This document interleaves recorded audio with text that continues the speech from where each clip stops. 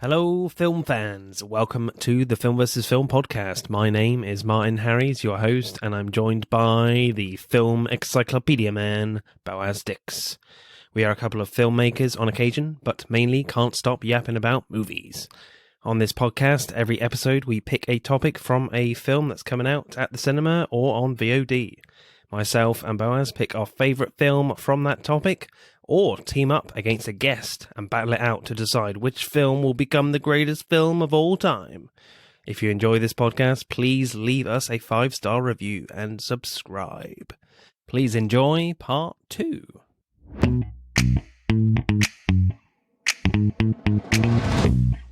We are back for part 2, people. So, the Comfort Film Podcast, what is your pick for Stephen King adaptations? The Shining. The Shining. The Shining. Yeah, I mean, I know Stephen King wouldn't agree, but we think... The Shining. Yeah.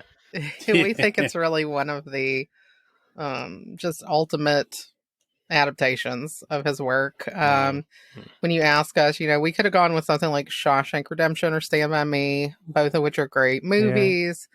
But when we think Stephen King, we think horror first. And so, yeah, definitely. What did we think was like the ultimate choice? The Shining. Yeah, because this movie's still scary. Sure. I saw this when I was a kid. I watch it now and I'm still terrified. Yeah. Stanley Kubrick's an amazing filmmaker. You have John Alcott, the cinematographer. I was reading about his process, by the way. Insane. So he read the book 10 months prior to when, they started shooting. And what he did is he started making these cardboard sets at home, these little miniatures, and then he would light them and he would shoot them with his camera to figure out the lighting. And then from there, they would go and they would make the real sets. All the real sets were made in advance. And Stanley Kubrick said, I don't want to see any lighting instruments. So all of the lighting in this is actually practical instruments. They had everything wired to hold enough power. They're actually using fluorescent tubes in some of the scenes, but they figured out a way with wiring that they could cut down and eliminate actually the hum. All the lights that you see in the Colorado room when they're going up the stairs, okay, it's like we see regular lighting behind, Wendy. But behind Jack Nicholson, all of these lights are turned all the way up because Alcott had like a control board where he could just turn it all the way up. And this is also, we have the guy that invented the Steadicam using the Steadicam in this. So it's just like, technically, it's a marvel. Stanley Kubrick is an absolute perfectionist. He'll drive people to insanity with his takes, like 80, 100 takes, and so it's like whatever we saw in the end, we know 100% is what he wanted. And to have a film like that, even though it does go against the source material somewhat, it's just, it's a force of nature. It's still powerful. And I'll watch it again. I could watch it again right now. Yeah. Yeah, I could as well. Yeah, for sure. I think, Stanley Kubrick's process is so extensive, I think it's probably fairly well known. Was it the shooting lasted like a couple of years or something crazy? He always does a lot of lighting tests, as you said, John, on all his films, extensive lighting tests, extensive rehearsal periods until everything is spot on before they even run a camera on day one. So, Stanley Kubrick never leaves a stone unturned when it comes to any of his films. And I would say, The Shining is certainly one of the best horror films ever made, for sure. And, Stanley Kubrick is one of my favorite directors. And I just kind of love these directors that kind of do a lot of different genres. And you feel like with him, he's kind of mastered each one of those genres. And certainly with horror, there's no different there with The Shining. So what happens in The Shining, guys? All right, so looking for a way to support his family while working on his novel, Jack Torrance, which is Jack Nicholson, takes a job as a caretaker of the Overlook Hotel, a remote resort in the Rockies that is snowed in for nearly half the year. Jack moves into the Overlook with his wife Wendy and their young son Danny, who has some telepathic and psychic abilities. As they're settling in, the Overlook's chef, Halloran, which is Scatman Crothers, talks to Danny about his abilities, which Halloran calls the shine or shining, and warns Danny to protect himself from the dark forces that infest the hotel. Left alone, the Torrance family quickly become victims of the hotel's permanent residents. Dun, dun, dun. So what's your initial reactions to this, Boaz, then? I've actually never watched The Shining before. Oh, God, Wow. I was fearing this. Yeah, so I've heard, obviously, like, tons and tons about The Shining, and I've seen it parodied a lot, and I know quite a bit about... I watched a documentary on the making of it, so I do understand, like, you know, how eccentric Stanley Kubrick was. But yeah, no, I've never actually sat down and watched it. I remember it was on one time when I was a kid, and it really freaked me out, so I just didn't really want to watch it. So I had that in the back of my head. But yeah, no, it's really, really good. So, directing then, I do love how Stanley Kubrick uses music to prepare you that something weird is going to happen very soon. You know, when what we're seeing doesn't really suggest that at all, with this very like high-pitched tone, you know, that just gets louder and louder. You know, when Danny is talking to Tony, his imaginary friend, you see he looks very scared, and then cut to the blood coming out of the elevator, and a shot of the twins flashes up. And I love the first proper interaction with the twins where Danny is just playing darts and the music starts, then cut to the twins just standing there, you know, looking very creepy. You know, they look at each other and just walk off. You know, I just do love that style that Stanley Kubrick goes with, kind of just like messing with your expectations of what you're actually seeing on screen compared to what you're actually hearing. You know, I thought that was a really great move, and I think one of my favorite scenes of that is when the you know, the creepy music starts and you have to wait to see what the weird stuff is actually a fake out one where Jack is throwing a tennis ball around the main hall, and Danny and Wendy are finding their way through the maze near the beginning, and it's cut together into cut scenes. But then Jack stops throwing the ball and looks down at a model of the maze. Yes. And then it cuts to a big bird's eye view of the actual maze with Wendy and Danny at the center.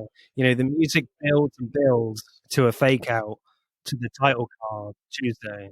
I thought that was brilliant because I thought that was the model maze that it was guiding the camera on. I thought that's just an incredibly clever transition, you know.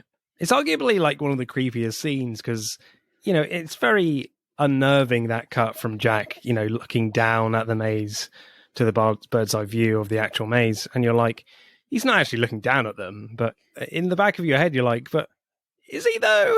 Yeah. It's a very unnerving, weird cut, you know, and just genius, I find. Well, it's very weird because the use of primary colors in this is prevalent. And you get the idea that they're really trying to make everyone like, I don't know, like a storybook character, or, you know, make them seem like they're kids. It's like that shot when he looks down at the maze really makes me feel like a Disney villain, you know, just looking down at his plan. You know, that could totally be the cover of a Disney film. And what's great about this is it is like they are playing with these colors and this idea of like children's books, but the stakes in this are incredibly high and they're horrifying. So I feel that this movie does a great job with that. With you get this idea that, oh, okay, and then absolutely not. It is not all right.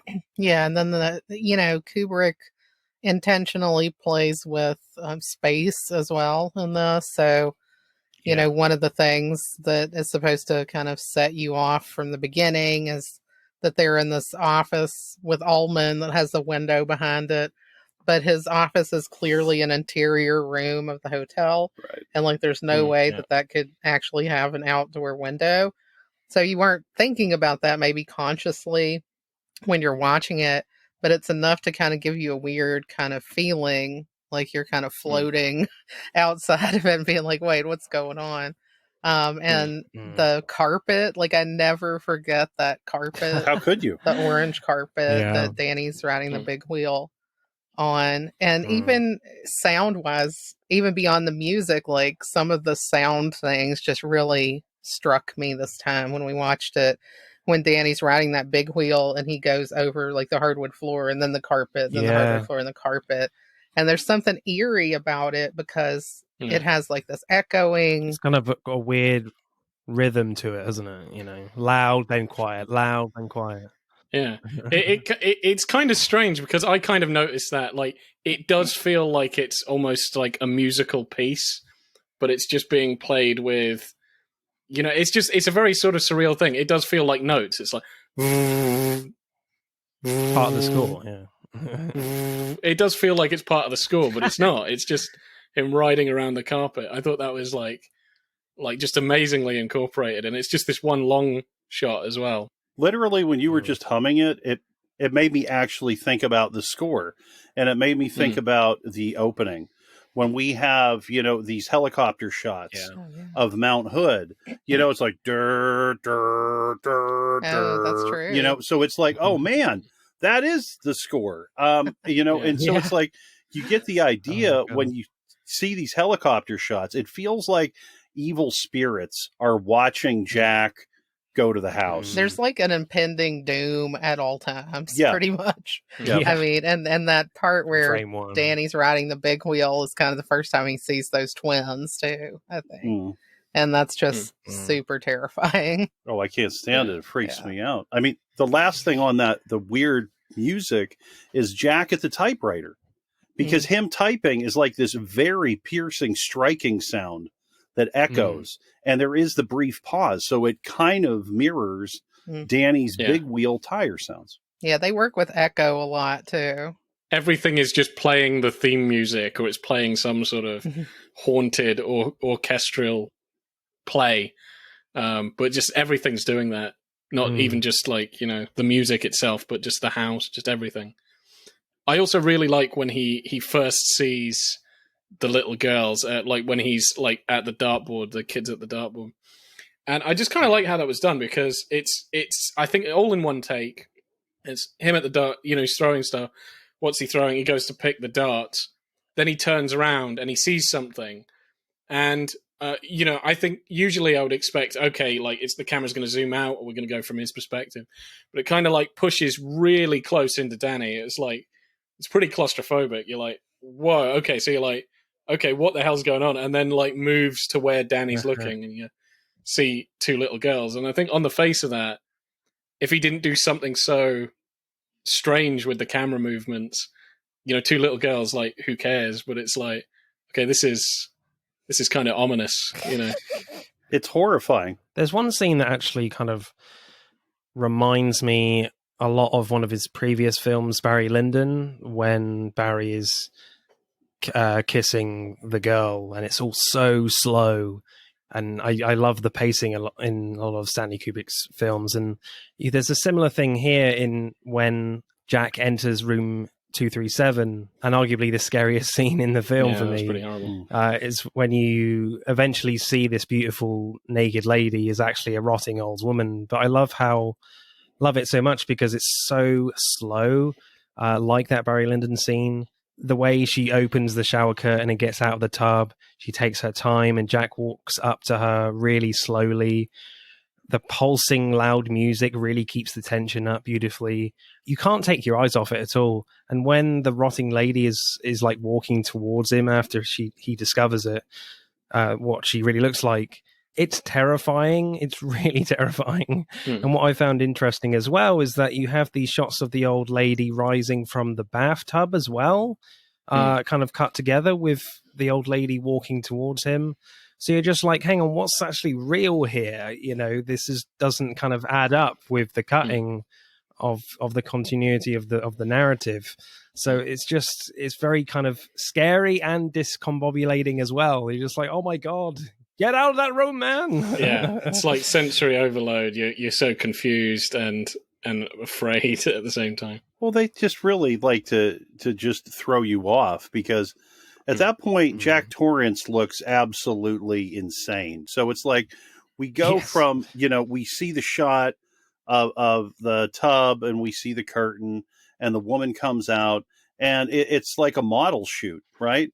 And so it's like, okay, we're watching a commercial. Then we cut back to Jack Torrance, who, like, no one should be around him. No one should be in a room alone with him, and you're like, oh my God, what's going to happen to this person? Yeah, you think maybe she's in danger or something. Yes. And then you're like, wait, she's interested in him? And you're like, no, she's not going to kiss this nasty guy. And then it's like, it gets flipped, but there's a lot of like stuff that's at play in here. Like, for instance, like you guys, I'm sure noticed at the very beginning of the movie, when Jack Torrance is there for the interview, he's in the lobby and he throws down the magazine that he's reading. He's actually reading Playgirl. That's when they move in. Is that when they move in? It's not the interview? Scene, okay, but yeah, he's in the lobby. But he's reading the Playgirl magazines for some reason in the lobby of a hotel. Like, okay. They always want to throw us off. I really like the slow build of that because of the noise and the music, and it's just one fixed shot. You're like, something's going to happen here. And, I thought maybe the woman is going to be some sort of horrific monster. All right, she's hot. Then you think Jack is a lunatic, so maybe she's in danger. And then, as you're right, it just keeps going, and it's like, okay, no, they're into each other. And then it's like, oh no, she is actually a hideous, decaying corpse. And you're like, whoa, okay. Yeah, that was pretty good, how that built onto itself. And the laughing, when she's laughing, oh man, that sticks with you. Yeah, that was pretty horrible. Yeah.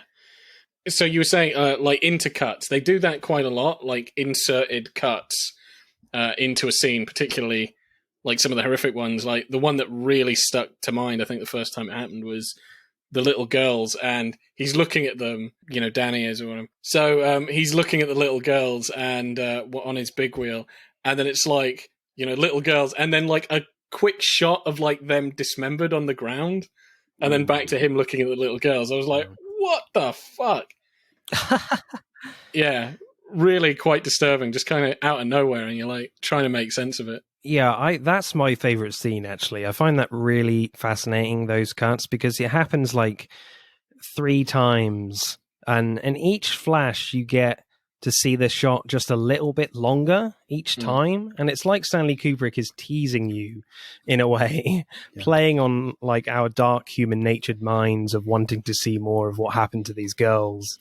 I just find it's very sneaky from Stanley Kubrick there. I don't know if you find that. It's very like, what was that? It's really interesting just how, the first one's really like short, and then the second one a little bit longer. You don't really notice it so much the first time you watch it, but then the more times you watch it, you're like, hang on, he's letting those shots linger a little bit too much, like in a good way, obviously, but do you know what I mean, guys? Yeah. It's very interesting. Well, I like what he does with mirrors too. Like, there's a lot of mirror stuff that happens in like the Torrance's kind of little apartment bedroom, both with I mean, the first time I think we see it is the day that Jack oversleeps, and we see everybody else kind of getting things going, and he's still just sleeping. And then later, that's kind of where this red rum is murder is revealed, which is really interesting. And so I think there are 2 really impressive things with that. One, how that shot, as you said, when he's waking up and it's from the point of view of a mirror, and you're like, okay, that's really interesting. And then that same mirror is there for the reveal, where again the camera is like at the mirror. She is aware, and then she turns, and then the camera's at the mirror, and she gets nothing. But also just kind of how impressive it is, because like this is back a ways. Like now, like you would always be very careful not to do scenes in a mirror-filled environment, because you got a big cameraman and like boom operator. Like I think that's him trying to like flex of just how great he is. Where I'm just going off now. Before you can just green screen them out or whatever, I'm gonna have the camera and everything go around a room with a mirror, and you're not going to see any of the crew. How did I do it? Sort of thing. I think you don't even think about that, because you think, oh, it's so seamless. But really think about that. How the hell did he where's the camera? There's a mirror everywhere. There's a mirror and another mirror. Where's the cameraman? Technically, this movie is impeccable. And I mean, You know, the cinematographer, John Alcott, you know, the last movie he did with Stanley Kubrick was Barry Lyndon, where he won an Oscar. And this is the same person that also shot A Clockwork Orange.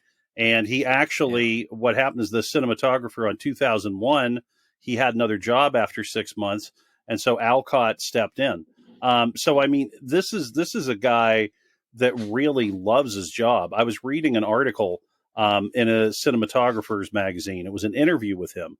And the way he details his process, I mean, it makes your head spin. And it's like, I didn't see the specific answer to your question of where is the camera, but I'll tell you, man, if anybody could do it, I mean, it's this crew. They could do it. Yeah. Maybe there's a little hole in the wall. I mean, and it makes sense for Kubrick to pick impeccable people. And maybe they're filming from like a hell of a distance. I don't know if it's like really powerful lenses. Maybe it's a hole from somewhere else and straight through. I don't know why you can't see the cameraman. It's just, to me, that boggles my mind. But they put a camera inside of Jack Nicholson's eye socket, and that was Terminator style. That's the only explanation. Yeah, that's it. Jack Nicholson is a cyborg, and they just drill into his eyes. It makes sense now. No actor is that good. Yeah. Stanley's like, so Jack, what we're going to do, we're going to get you on the operating table. Take one of your eyes out. Like, what? Yeah. I think, you know, the last scenes are so good and pretty unrelenting, like where Wendy gets out of a few like close scrapes from Jack. I love the scene where Jack is like chopping down the doors, and I love the very simple directing where the camera just tracks the axe going back and forth, making it feel more powerful and scary.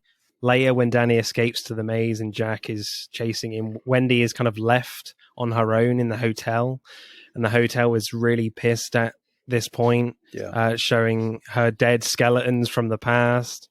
Wendy sees a random guy in a bear costume giving a butler a blowjob. I don't know whether that was an accident by the Overlook Hotel. Like, whoops, that you weren't supposed to see that private moment for those guys. I think it's just a very different kind of disturbing scare for Wendy. And I think my favorite shot in the sequence is all like the blood coming out of the elevator doors. That is so scary for me because you know what's coming because we've seen it a few times already. So every time you see the elevator doors, I feel a bit uneasy and like, oh God, is the blood going to come out here? You know, it's fantastic. Yeah, man, that is a lot of water as well. You know. Yeah. Well, it said they did that a bunch of times, and he kept wanting more and more blood, and it's just like, whoa, because that is the image that sticks with me the most. I would say the blood from the elevator, and then the twin girls. Those are the two things that scare me the most. I mean, it isn't like traditional jump scares that get me in this. No, it's all, it's like when Jack Torrance goes into the gold room, and then all of a sudden there's this huge party going on. It's in full swing. There's a band. The bartender's there. That makes my skin crawl. Like there's no one's there. Or anytime Lloyd is on screen at all. Lloyd is just so creepy. He is so creepy. Yeah. Very polite though, I think. And they have him, well, the genius thing is like the bar is lit. So there's like this light coming up into Lloyd's eyes and face. Yeah. That creates shadows, that hang over. And Jack Nicholson kind of has the same thing. I was going to say, like, he does seem like very skeletal without actually having that bone structure where you're just like, there's something off about you. You look like a skull somehow. And you look very pale. It's like, you're just unnerving. You look really unnerving. And he's just always smiling and really polite. But there's just something really off about him. Just so off. Yeah. Georgia, what's your favorite scene? Oh gosh. Well, my favorite scene is probably, that's really hard to pick, but personally I have to go with when Danny / Tony like kind of fully loses it and is like yelling like Red Rob, Red Rob. That just scared the crap out of me. The first time I saw this I was like probably 15. I rented it from the video store and was watching it at my dad's house with my sisters. The good old days.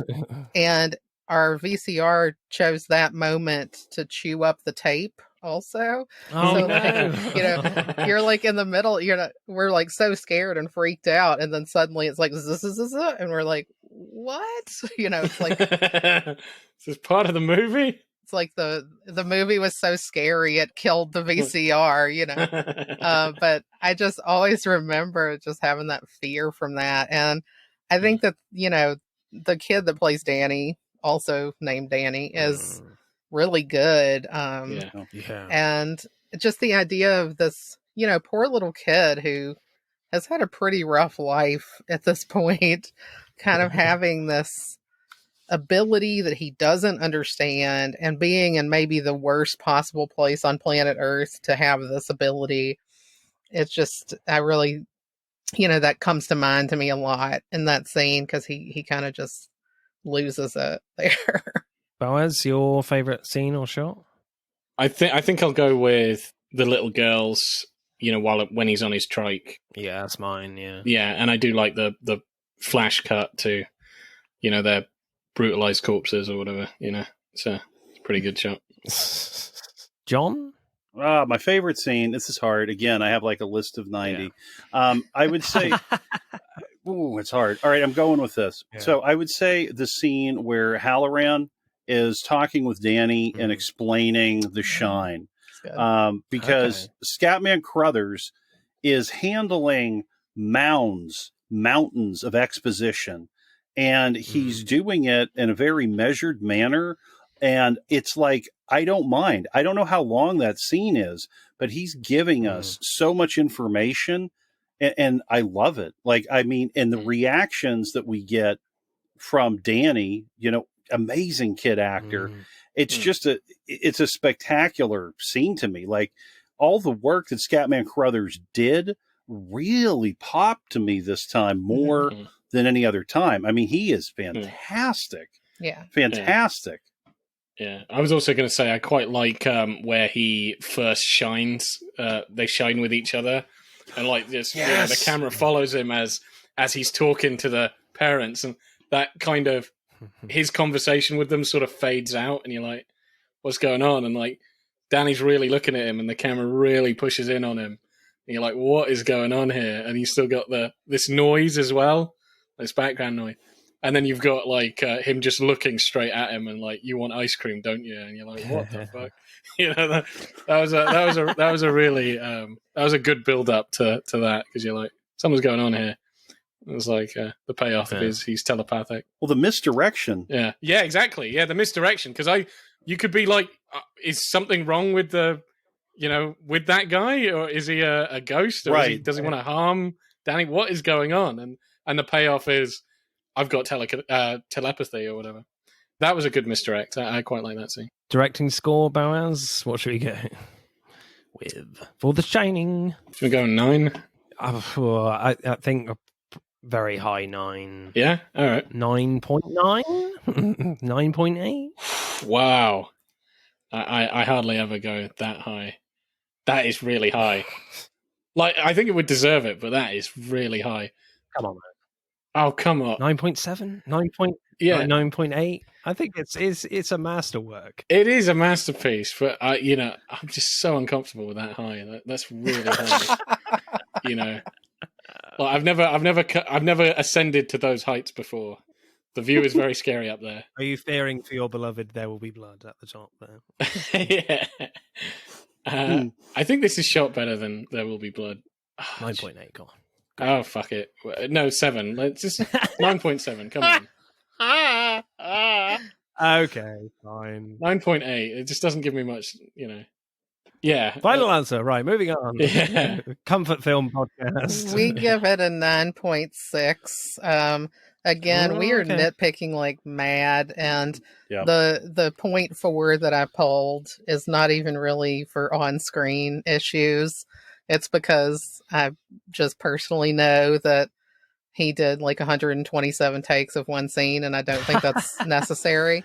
And also, because I know he like psychologically tortured the hell out of Shelley Duvall, and I don't think that's super cool. So I have to ding him a little bit for that.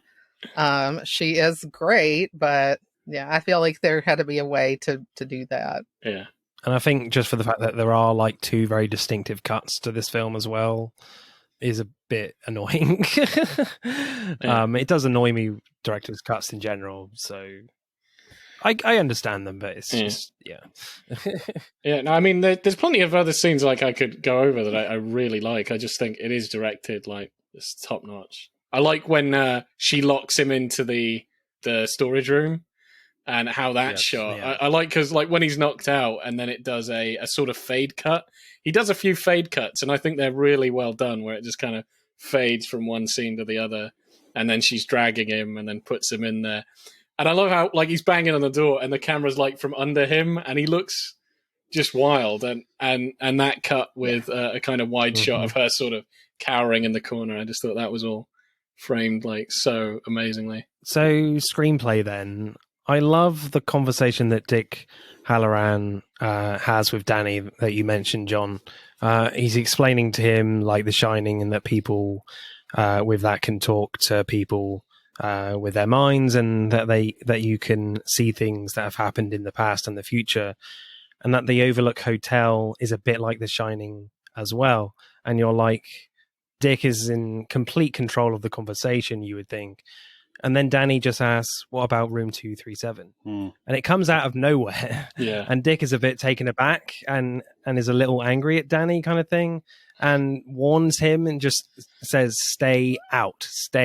And I just like how like one particular warning about one random room just kind of comes out of nowhere. And when, you know, when you just beginning to learn about what The Shining is all about, you know, then you kind of just have this thing that comes out of nowhere about room 237. I thought that was a great like plot bomb, if you will. Oh yeah, to come up there. Yeah, especially like just how slow when he actually does get into the room that was, and like the door is just ajar open, and you've got the number and the key. I think there's even a scene prior where he tries to get into it, where he's like wiggling the handle. The setup for that is all really good, where it's like, got this, do not go into that room. He tries at one point when it's locked, and that's done so like creepily. And then when it's open and he still goes in, and you're like, you idiot, you bloody moron, get out of there. Well, and then we also have that they don't actually show us what happens, and we've been waiting for this. Yeah, they don't. Yeah, so it's like we just see the after effects, and we see he's been roughed up. And I mean, that...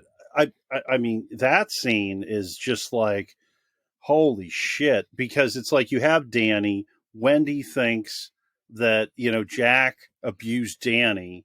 Again. Yes. Again. And then Jack is out of his mind. You can tell that like he is in the deepest, darkest place, and he's thinking, oh, the world's totally against me now. You know what I mean? And you're like, oh my God, what are we going to do here? Yeah, it's a good build of, I mean, it's like really good plotting. It's excellent. Yeah, I mean, I think I have to think about the screenplay in terms of it being adapted from a book, and I've read the book. Yeah. And I know that was kind of Stephen King's main contention, was that he didn't really like the characterization of Jack.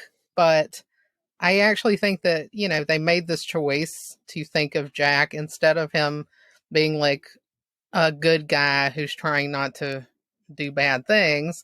He's more of like a guy who's kind of innately not a great guy, trying to quash that down more so. I think you get the sense of that even from the first time you see him, like the fake smile, even when he's driving with his family.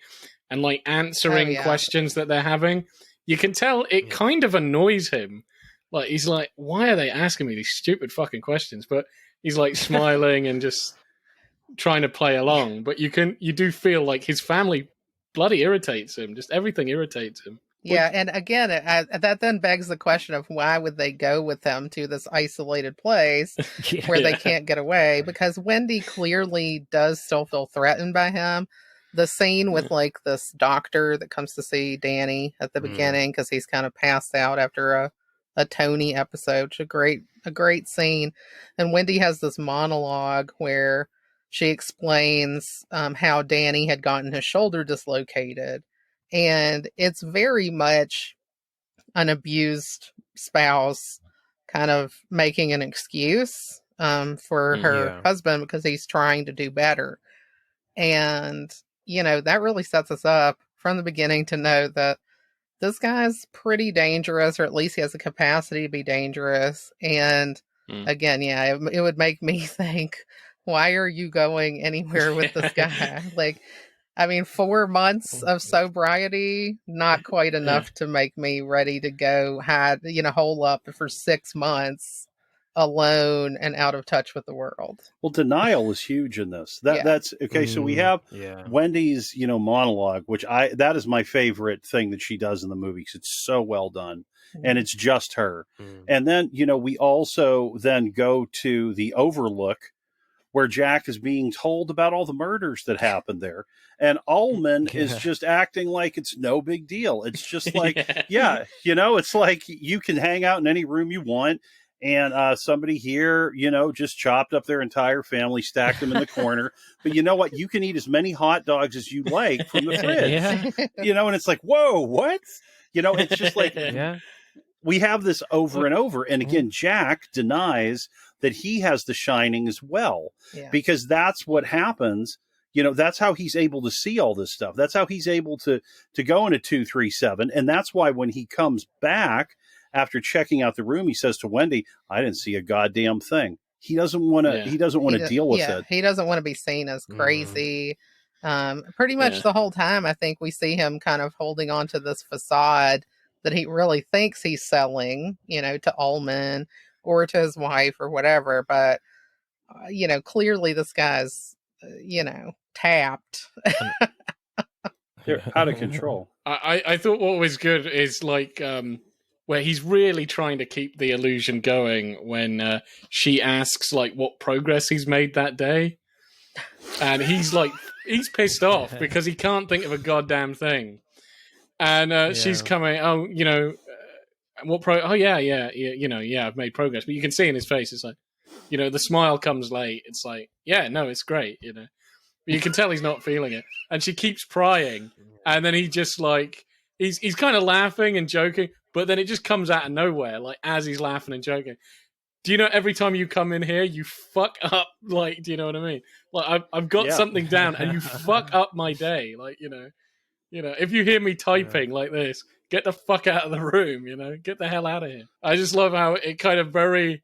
she's just trying to be nice and just... Yeah, he's, like, really trying to be nice, and then it just, like, slips away, and he's just like, get the fuck out of my room. Yeah. So...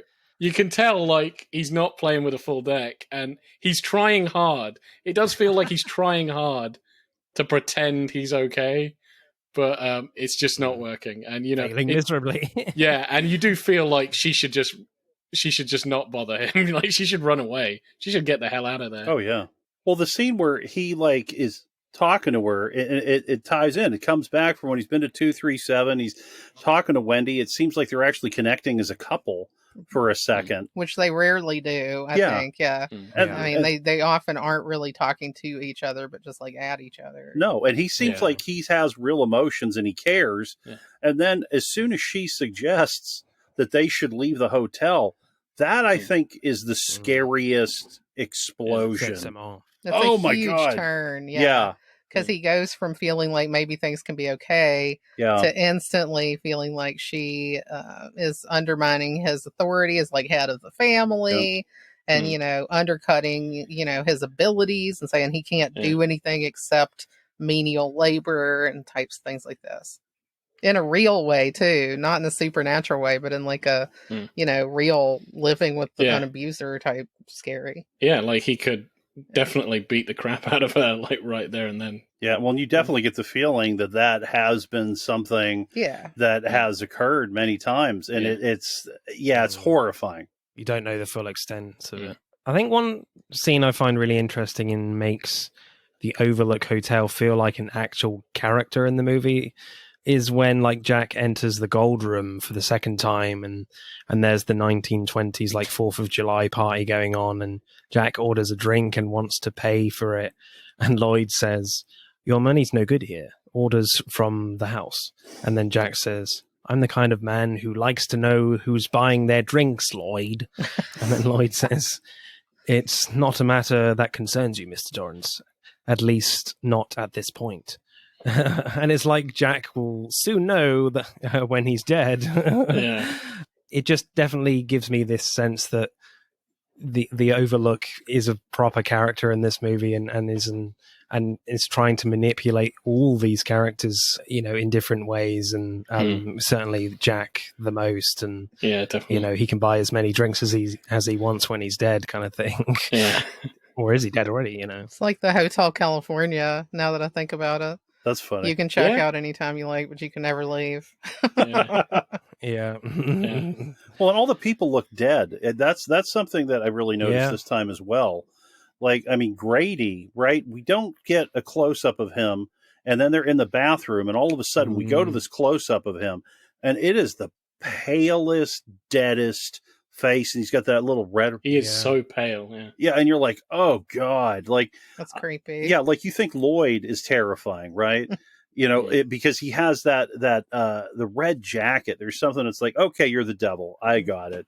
And then we go back with Grady, and you're like, well, if that was the devil, this is worse. I don't know what you are.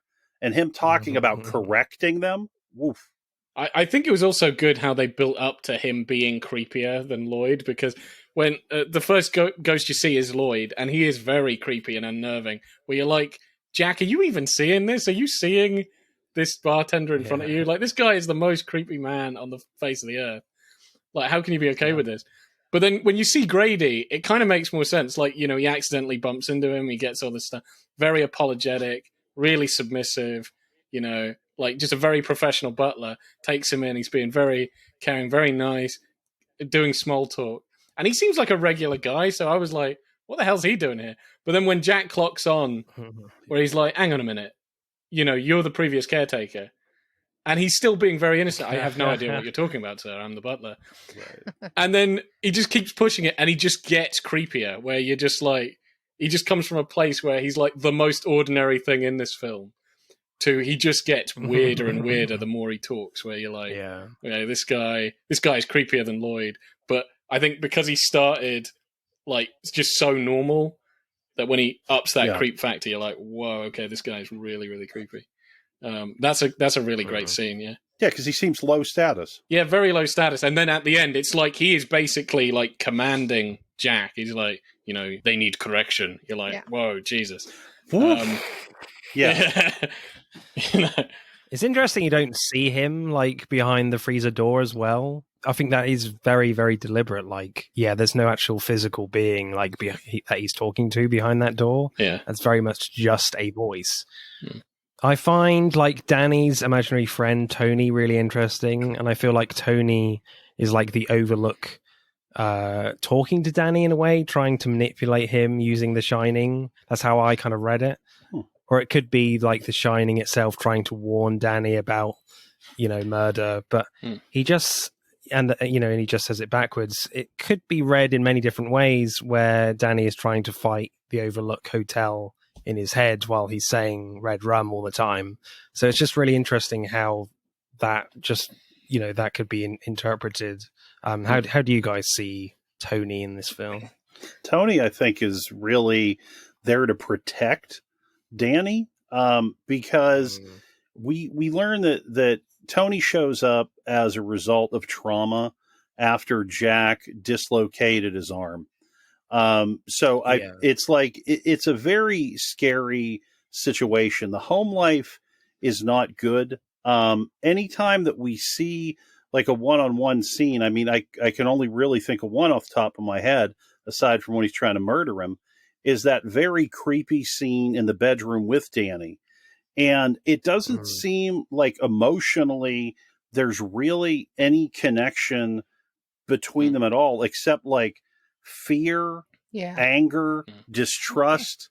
It doesn't feel safe. And it's like, he's in this a very abusive place, and he needed, something else to help him make it through. And since there wasn't a physical person, I feel like Tony showed up to be like, okay, when things get too real, I'm here for you, and we're going to make it through. Okay. And then it's like but it has more to it than that, because then Tony has this ability to see and hear things and give Danny, these visions. Yeah, heads up. Yeah. I think Danny uses Tony as it's like a compartmentalization tool. Yes. Wendy characterizes this as his imaginary friend, but it's more like, to me, that Danny has this ability that he doesn't understand.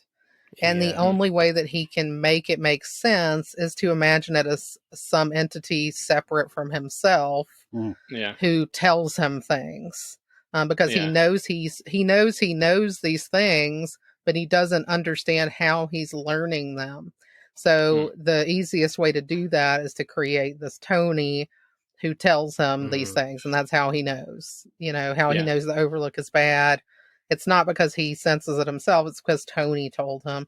But really, we know as adults that Tony is just kind of his way of understanding his ability.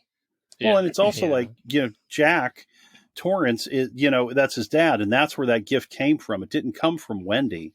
So Wendy doesn't have a way to really help him nurture that or understand it. And Jack has been drinking it down. Exactly. So it's like, I think Dr. Sleep is a sequel book to The Shining, and there's a film of that as well, and it ties in really closely to this film. And we find out a lot more about, Jack in that book, and how Jack maybe had abilities that he, didn't explore or wasn't able to explore because, people are just going to think you're crazy. They're going to think you have schizophrenia or something. If you hear voices, that's not normal. So you find ways to make the voices be quiet. When, you're first introduced to Tony and he does the little finger thing, and I'm Tony to his mother. And I thought, okay, that's a bit weird, And then when he's talking to himself about if his dad got the job. I really like that, because that was like, did he get the job? Yeah, he got the job. We're going to, the hotel or whatever. And I thought that was really weird. And so for the first, bit, you think, okay, is Tony like an actual entity? And I think it's also weird that he puts like a pretty freaky voice for him. It's like, it's a pretty scary voice for a kid. Yeah. And then even with the mother scene where he like picks up a knife and he's Tony and then writes Red Rum, I thought, that's pretty ominous. That's pretty bad. But I do agree. I think that's kind of just set up to be like incongruous in your head. Like his alter ego has this like really weird way of speaking, and he acts very strange. But it is definitely a good personality, and I don't think it's a real spirit. It's just the way he can cope with this or comprehend this. But yeah, the setup of that is pretty good. Where it does seem like this Tony personality is kind of a bit ominous as well, but it's definitely a good thing. I do feel like there is a little bit of ambiguity there, that the house is kind of could be communicating with him. I think there is some ambiguity that you could say maybe it's a different entity or something. Certainly in those later scenes where he's like, Danny's not here, Mrs. Torrance, when she's trying to talk to him. So yeah, it's really fascinating. I mean, what do we think of that last shot where, we see that Jack is in the photograph? I feel like it's the Overlook trying to mess with us, because otherwise, like any of the theories you come up with, it could be just unsatisfying, or you just get tied up in knots. Like when you see Jack, in the photo, from the 1920s party. I mean, what do we think of that? I think that he got seduced by the house, and he loved the house from the second that he got there. And they make a point to say that. And they also, they give us little hints. For instance, Grady says, "You've always been the caretaker here." So it's like it raises the question of, was he here before? I don't know. Personally, what I think is that the house liked him and was like, okay, here we go. And they got him. And I feel like he, when he died there, he officially became part of this Overlook Hotel group of ghosts. And this is like, his triumph, honestly, is that like, hey, I died, I lost my family, but I am having a great time at the Overlook with all these famous people, because he looks like he's having a blast, and it makes us cringe. Yeah.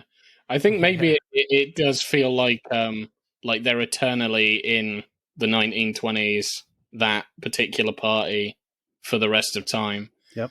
Probably, I would even think, you might get an insight into that, because Grady, until he's kind of challenged on it, doesn't really remember like being human and living in the 20th century, late 20th century. It's like he's like, I've always been here. What are you talking about? It's only when he's like pushed is it like, oh yeah, okay, yeah, no, I came here recently. Yeah, okay, yeah, fair enough. But I think the hotel just tricks you into thinking you've always been celebrating in this 1920s party when you're dead.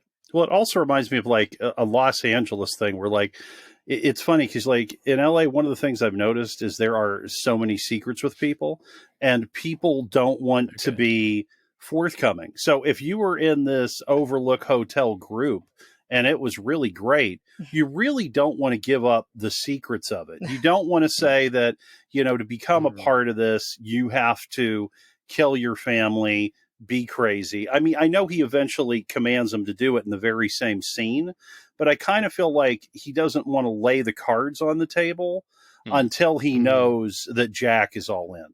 Yeah. Well, I mean, he needs him to understand that, there's a price of admission. It's not like you just roll up in the gold ballroom and have a drink with Lloyd and you're part of the team. Like, you have to like buy your way in.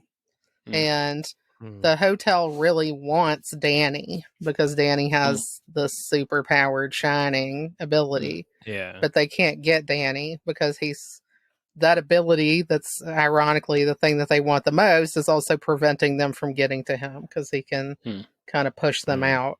So they want Danny and they'll go through Jack to get him. I agree that, the hotel definitely kind of wants Danny and Jack, and that they've kind of like, in the end when he does die, it's like, yeah, he's part of this ghost family now in the photograph where it kind of represents it at the end. But certainly when he sees Lloyd in those scenes where he's having a drink with him, you get the sense that he knows him already. Yeah. That they have a history there already. So yeah, I did find that a bit weird. Like, how did he know his name? And also, why didn't it surprise him? Like, is the hotel messing with his mind a bit here and his memory? Because he is completely fine with there just being inexplicably a bartender down here. It does seem like something that you would question, Yeah, I do feel like when you've got a handle on a theory, you're like, oh, okay, that doesn't work because of something else, Yeah. So I just love how clever this film is, that it will trip you up somewhere when you think you've worked it out, but no, there's something else. That doesn't make sense. But also, I was even thinking, like, do they really like want Danny, or is it just maybe his shining is a threat to the house? I don't know. It's never, they never flat out say, but do they want the shining power, or do they want to like get rid of it? Is it like a threat to the house? I don't know. Well, that's kind of just the beauty of this film, is that a lot of things are left unexplained, and these are very much the films I really enjoy. Is that the audience has to work really hard to figure out all these theories, and certainly The Shining and a lot of like 2001. And they're just so enjoyable to watch that you don't get all the answers. You get more questions. Yeah, I do feel there are answers there. It's just you have to do detective work. You have to watch it 100 times. Yeah. Favorite lines, people? I think mine is definitely like a very like menacing and one from Jack when he's walking up the stairs and he says, "Wendy, darling, light of my life. You didn't let me finish my sentence. I said, I'm not going to hurt you. I'm just going to bash your brains in. I'm going to bash them right the fuck in." It's so horrible and menacing. And Jack Nicholson, it's just impeccable there for me. What's your favorite lines, people? I liked another. I mean, Jack Nicholson's delivery of practically everything in this is like the perfect marriage of an actor and a line. I enjoyed it when he had his first drink again with Lloyd, and he says, "Here's to 5 miserable months on the wagon and all the irreparable harm it's caused me." I mean, it just shows you, like, this is what I said from the beginning when we were watching it. Like, when they're in the car and he's just being such a dick to to Wendy and Danny, it's like, this is a dry drunk. Like, that's, I don't know if that's a saying you guys have heard, but like, this is an alcoholic who is very unhappy with not being, with being on the wagon. He's still an alcoholic, even though he's not drinking. And he's just kind of a miserable person. And this is when he finally kind of is in a safe space where he can admit that and can say, like, I'm miserable from not drinking, and I'm so psyched to be back off the wagon. John? Just going with a classic here. I'm going with Here's Johnny. Yeah.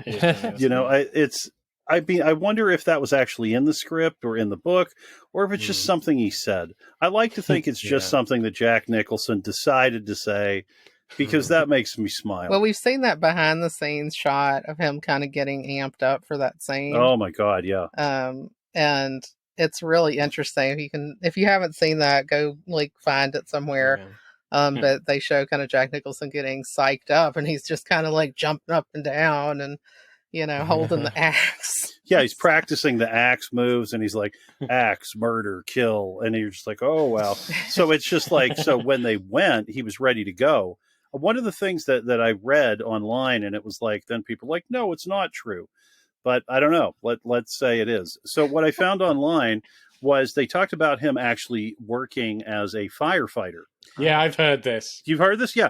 And so I went and I looked into it, and it said that he had some kind of training course that he completed at the Van Nuys Airport, and that he would, I don't know if he would work there as a volunteer, what the situation was. But the bottom line is he had some training as a firefighter. So him taking down that door, is looks so good because he really knows how to use an axe and do that. Yeah. And it's not like a fake door or a constructed door. It's like it's a real door. It's He just has the muscle to do that. But yeah, I have heard that he was a volunteer firefighter. He had a firefighting course, so he could just do that. I don't know how many doors they probably went through. Probably like fucking 800 doors. A lot. Just every single door in the hotel. Because Kubrick wanted to do like 68 takes probably or something. I bet. Well, they said that the part, I don't know if it's real, is they said that the doors were too easy for him to knock down. So they had to give him thicker doors to do it. That's pretty cool. I think that's pretty good. That sounds like it should be true. And also, that's a really good flex for Jack Nicholson. If he just says in a film, did you know, they actually had to make the doors thicker because I'm just that fucking badass. I just kept smashing them in one hit.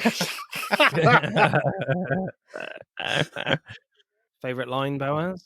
I love the line that you said as well, the one where he's bashing her brains in. I think I'll go with that one, mainly because it's not the line itself, but it's the delivery where he looks at Lloyd. I think it's probably the first time you see Lloyd, and he's like, hi, Lloyd. He goes, little slow tonight, isn't it? And then he just laughs like a maniac. He's like, little slow tonight, isn't it? Or something like that. I can't do it. But it's it's so deranged. It's so really weird. And it just sticks in my head. I just love how he does that. Well, you can really see the origins of his Joker and the Tim Burton Batman in this. Yeah. Yeah. And it's just I was like, oh, wow. And I adore the Tim Burton Batman. And it also makes me think about Witches of Eastwick, where he literally played the devil years later. Yeah. I was like, oh, wow, all of this kind of launched from this.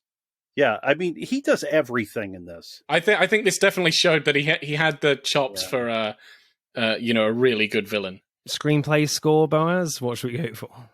9.7. I Jesus. Again, really, it's so good though. It is really good. So good. Or a bit lower. It's still probably very high. Maybe just like a straight 9. 9.4 then. 3. Okay, 9.3. There you go. Hard man to please, people. We're still talking about 9s here, though. It's like, come on, if I were that harsh,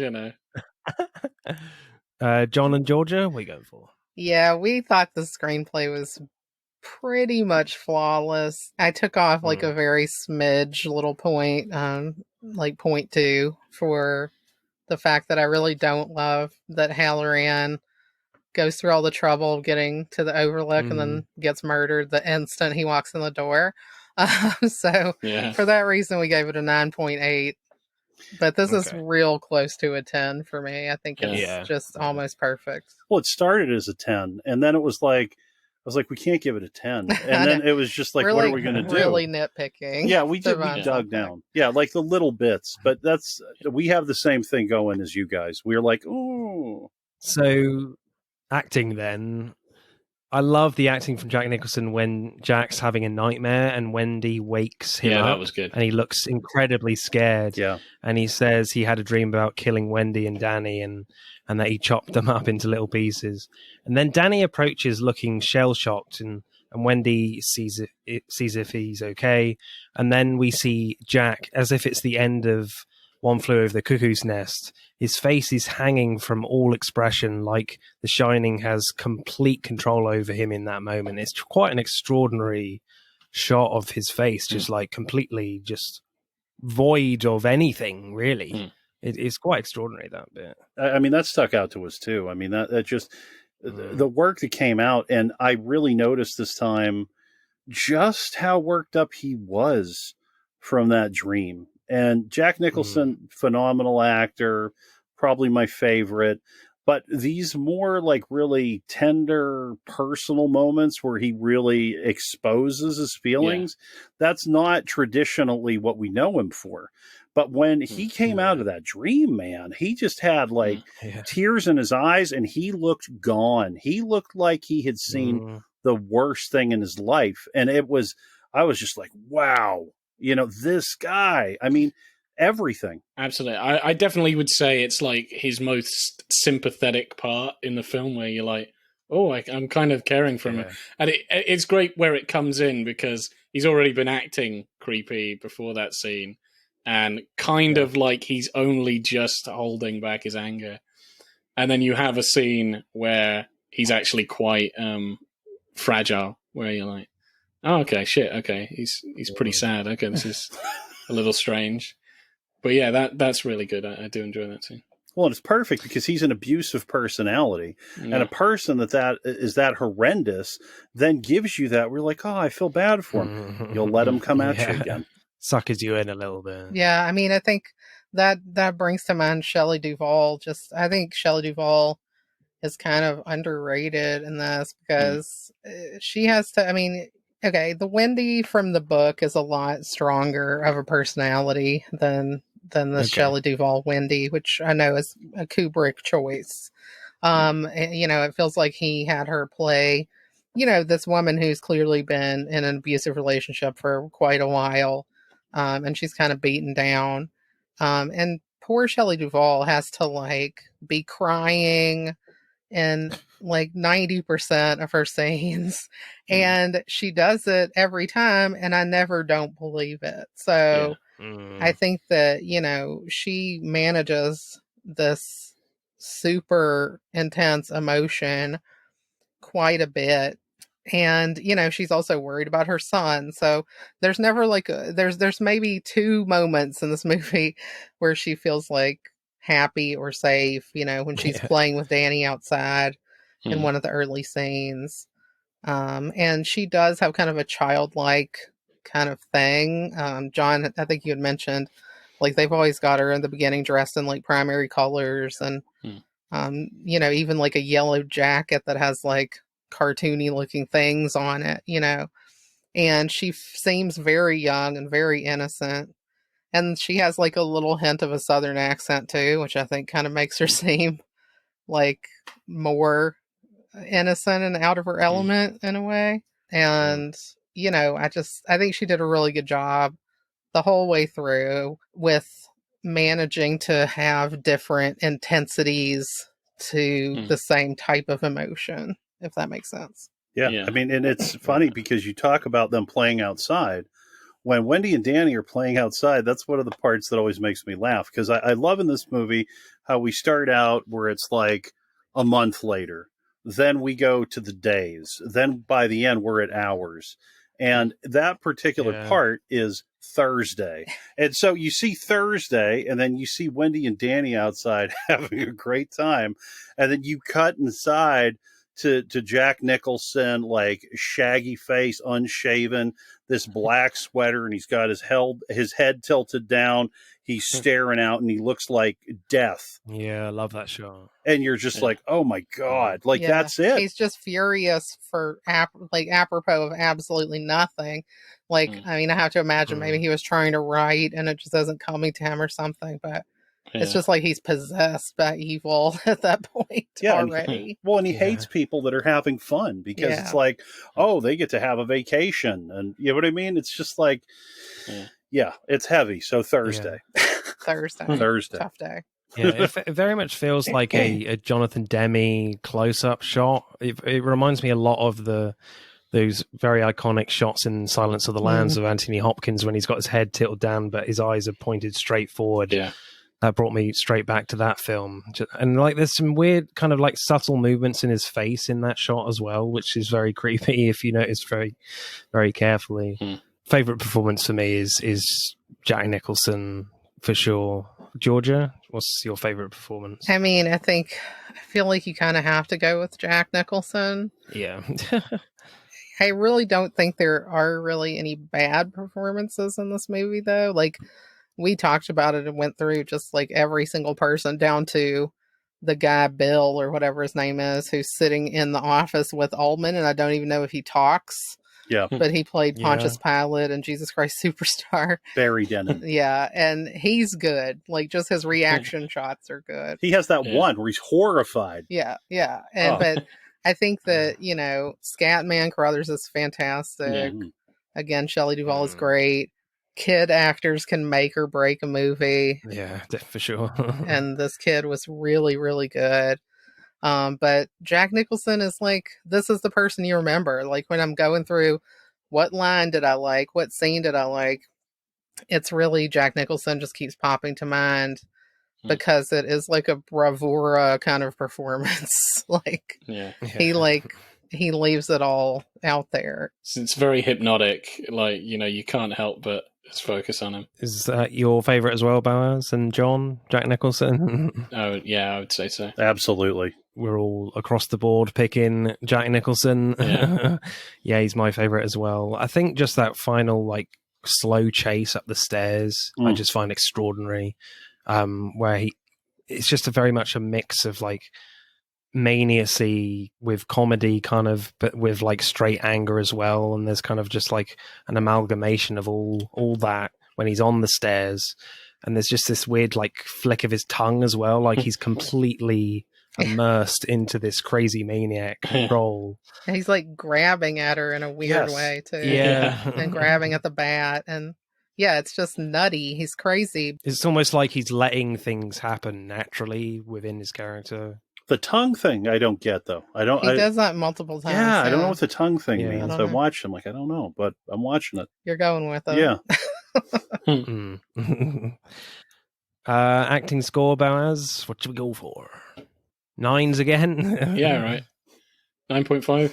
Yeah, I'm happy with 9.5. I think everyone is pretty extraordinary in this, especially the kid Danny as well. Yeah, Danny is as really you said, good. Georgia, like kid performances can either break or make your movie, and he's great too. So yeah, I'm very happy with a 9.5. Oh, I was going to say one scene that I would have said in direction that I quite liked, but you could say it with acting as well. Like when his friend Carruthers, when he gets like killed by Jack, and then they do the cut of like Danny, he's felt that as well. Like, he's seen this old man get killed and he looks horrified like that. But it's really intense, and it just keeps cutting back between this kid doing a really traumatized expression and kind of shaking, and this old guy dying by Jack. I thought that was really good. Well, I just want to build on that because that face that Danny makes when he's scared, this was crazy. Jack Nicholson makes that face when he's in room 237. He does the same face, and he's shaking his head. And Wendy does it too. All three of them do it. Oh, that's weird. And I was like, wow. Yeah, the first time I caught that. Yeah, that's interesting. Interesting. I want to just watch this film again after we record. Right? I need to see all these other details. Yeah, 0.2 the speed and just get everything. Just frame by frame, individual frames. Yeah. Well, we've seen this so many times. I mean, when we first bought a flat screen TV, it was like a million years ago. Yeah. We got The Shining and a Blu-ray player. The first Blu-ray we bought was The Shining. Yep. That's the first movie we wanted to see in high def. And then we've gone to see it at the theater because they've had screenings of it here in LA, and we've gone to see it because we were so lucky. too young when it came out. But yeah, that was an awesome experience. So, and I would go see it in the theater again. Oh yeah. Even because the opening scenes, the helicopter scenes over, the mountains are so awesome. Yeah. In a big format. Yeah. It's like IMAX or something. It's just awesome. Well, this is the first time that I caught when they're at the overlook. You actually, at the very top of the frame, can see the edge of the helicopter blades. That's the first time I caught it. Really? Yeah. I mean, this is our first time doing the 4K, The Shining. So it was we saw even more little bits. Stanley Kubrick is going to rise from the grave to fix that probably now. He saw what? Take back your Oscar, Alcott. He'll find a way. Yeah, right? He always does.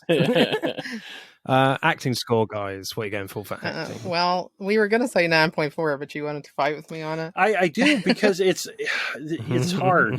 Here's the reason one of the reasons that we kind of went back and forth is because there's some of all of these people are a 10 as actors. Some of the acting choices sometimes I'm not so sure about. What, the tongue thing? Is that one? The tongue thing on the steps? No, I can accept that. I can accept that because he's in it. It's not that I don't buy it. The problem that I run into sometimes is in this movie, they use a lot of long takes, which I adore because you really get to see the people work. But, if you're take 80 and we're doing a long take again and you don't know what they want from you, you're going to start doing anything. So it might not be necessarily related to the scene in your relationship with the other character. It might be unnerving, right? And you'd be like, whoa, this is creepy. But if you look at it in terms of logic, in terms of the character relationship, you might be like, not sure. So that was my kind of gripe. But even with that, I feel like it's not on the actor. I feel like that was a Stanley Kubrick thing saying, do this, we're taking this. All right. Well, if you want to pop it up a point, we can go to 9.5. All right, 9.5. All right. All right. So I feel like Stanley Kubrick is very much one of these directors where he has an incredibly clear vision of what he wants to see in the shot. Yeah. And if that is not achieved, they go again. There's something, just the smallest thing not right, they go again. He's one of those guys. It's like your cheek is moving 2 millimeters to the left when it should be to the right. Yeah, but I have heard the making of this. I think it was some fact that where she just walks up the steps. It's just a couple of steps. They did that so many times that if that was a staircase, it would be like walking up the Eiffel Tower or some shit like that. They just did it again and again, just these couple of steps again and again and again. You think that's crazy? Yeah, that was why I dinged him a little in directing, because I feel like if you want somebody to redo something just that you didn't get exactly what you wanted, then find a way to explain what you want so that the person doesn't have to do it 127 times. Well, it's funny. Just having acted and directed, right? I would never force somebody to do that so many times because I'm not communicating well enough. That's just where I feel. Yeah. Maybe he just doesn't know what it is that he wants, but he knows when he sees it. It's I'll know it when I see it. Just keep doing it. And that happens a lot. Yeah. Well, I mean, it's like, with acting, like I'm used to getting specific notes or like, don't turn your head here or say this or, I'm down for all that. It's just like, this is okay. I'm in no way, let's be super clear, and no way even putting myself remotely close to Jack Nicholson. But once I knew somebody who was a director who wanted to do that scene, that Wendy scene, I'm going to bash your brains in thing. And so we went and we did it. And I got to tell you, man, he wanted to do it in one take. So it was just the camera followed us around. Okay. And it was just like to do that whole thing emotionally. Oh my God. Like we did it, I think maybe 8 times. Okay. And I was toast. And I'm like, wow. I mean, these people, I can't even imagine. Yeah. Like over 100 times to like do these really intense long takes. Like, it's a lot. It's a lot. Yeah, you've just got to think you must be completely drained after a day, like all of these actors. Just like, how is there anything left in the tank, How is he able to do as good as he did, Well, I think that's when you really get the strange kind of choices that might come out because you just aren't even thinking anymore. You're like, hey, why not? Yeah. I mean, that being said, it obviously worked for Stanley Kubrick. Oh, yeah. He made a very small handful of films, all of which are pretty much, in everybody's top 100 or whatever. So brilliant. Yeah. Right, let's add up the scores then for The Shining. And The Shining gets 57.4. Ooh, that's pretty. And yes, of course, you're wondering whether it beat The Mist. And yeah, it did. With that one only got 46.1. No, what you're clearly wondering is it top of our list? And it goes second. There Will Be Blood is still at number 1, though. Oh, You can breathe. That's interesting. It's fine. You can relax now.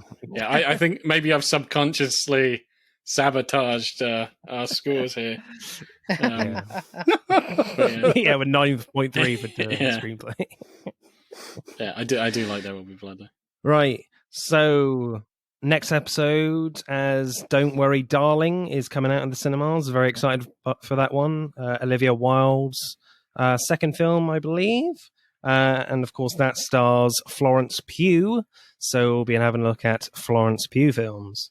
And we'll hopefully have guests for that one again from One of Us is Bored podcast as our guest. Guys, Comfort Film Podcast, you have been incredible. You really know your stuff. It's been so fascinating and amazing hearing your thoughts on both these films. Thank you very much. Yeah. Thanks for having us. Thanks for having us. We loved it. Yeah. It was fun. It's a lot of fun. You guys are good. Yeah, no, it was really great. Again, like, where can we find you on the old podcast? Yes, so you can find our podcast on anywhere podcasts are, pretty much, but most people listen to us on Apple or Spotify. You can also find us on Instagram. Mostly that's where we're active on socials at Comfort Films Podcast. And join us there. Let us know what your comfort films are that you want to see us talk about. And yeah, thanks for letting us join you and talk about a couple of very not comforting films for a change. It's good to feel bad, guys. Thank you for the opportunity. It's good to be scared and not happy. Absolutely. Yeah. And also, you could take a look if you want to see some of the essays we do on some of the films we talk about on the Comfort Films Podcast. Please go to comfortfilmspodcast.com. You can find us on YouTube. You can find us on TikTok. You can find us on Twitter. You can find us outside your front door. No, probably not. Just outside the covers when you're asleep. Like, gently stroking your head. It's goodbye from the Comfort Film Podcast. John and Georgia, bye-bye. Bye-bye. Bye-bye. Thanks so much. And it's goodbye from our red rum loving Boaz. Bye-bye. Here goes Johnny. And it's bye-bye from me. Bye-bye. That's it for part 2. Thank you for listening. We hope you enjoyed it. Check out part 1 if you haven't done so already. But don't stop there. Get involved and tell us what your favourite films are relating to the episodes. Send us a DM or comment on Instagram and TikTok at Film vs. Film Podcast, for Twitter at FVF_podcast. If you do, we'll give you a shout out on the next episode. If you're feeling really generous, you can buy us a one-off coffee at our Buy Me a Coffee account. Remember, please leave us a 5-star review and subscribe. Pod signing off.